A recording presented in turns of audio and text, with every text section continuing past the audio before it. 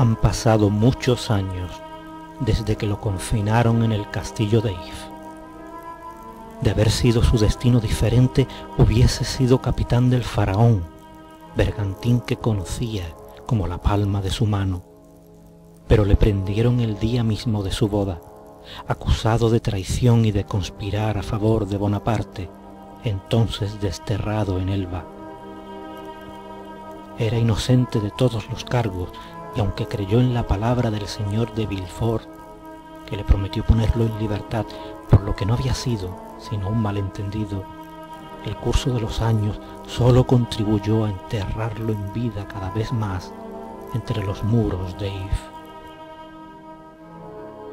Lejos quedaba la esperanza de una vida con Mercedes y lejos el semblante de su padre. De ninguno de ellos tenía noticias en este calabozo donde la única cercanía humana era la de los carceleros.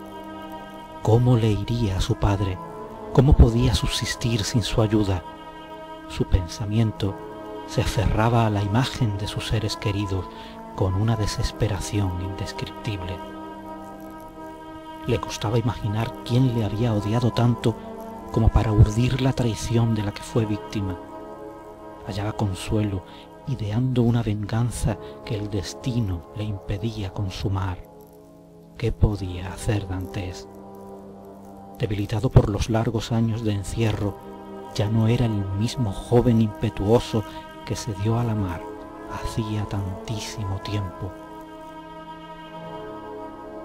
Durante años, su único desahogo ante el infortunio había consistido en acometer contra la puerta de su calabozo, por más que no podría abrirla nunca.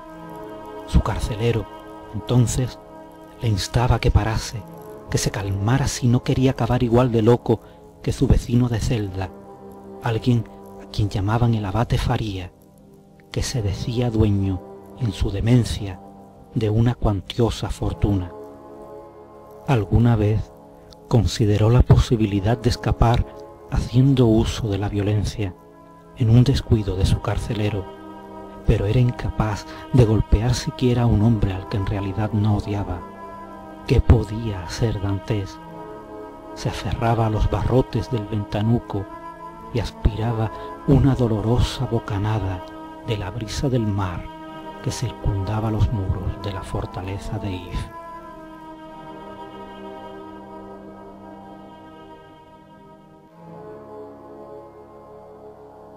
Pero un día oyó ruidos al otro lado del muro, como si alguien estuviese excavando. Se detenía y al rato proseguía. Para Dantes ese ruido era como una especie de música.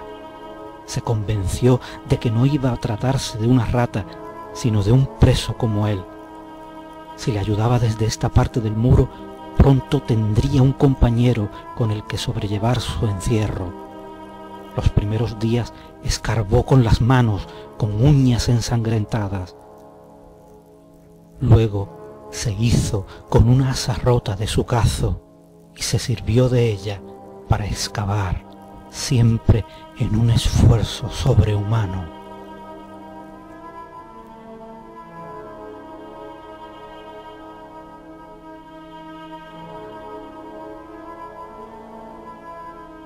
La persona que apareció por el hueco de la salida del túnel era un anciano de cabello blanco y mirada enloquecida.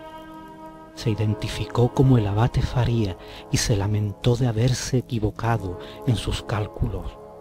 Creía haber estado perforando el muro exterior del castillo, el que daba al mar. Con el paso de los días, Dantes comprobó que su compañero no estaba tan loco como se creía. Versado en muchas ramas del conocimiento, instruyó al joven marino a petición suya. El anciano tenía el presentimiento de que su vida tocaba a su fin, dada su enfermedad. Lo que lamentaba era no poder disponer de su tesoro. ¿Sería verdad lo que hablaban de su locura? Faría, mediante el uso de la lógica y sus razonamientos, reveló al joven Dantes las artimañas de Danglars, de Fernando, del señor de Villefort. Su deseo de venganza se avivó, pero era todo infructuoso. ¿Cómo iban a salir de allí? Llegó un momento en que el abate entendió que lo mejor era que Edmundo guardase el pergamino con el emplazamiento del tesoro en el islote de Montecristo. Si le ocurría algo a Faría, el joven marino aún podría ir en busca de aquella fortuna intacta durante tantos años. Dantes pensaba que Faría desvariaba, pero si la historia era cierta, quizás su venganza discurriese por caminos insospechados.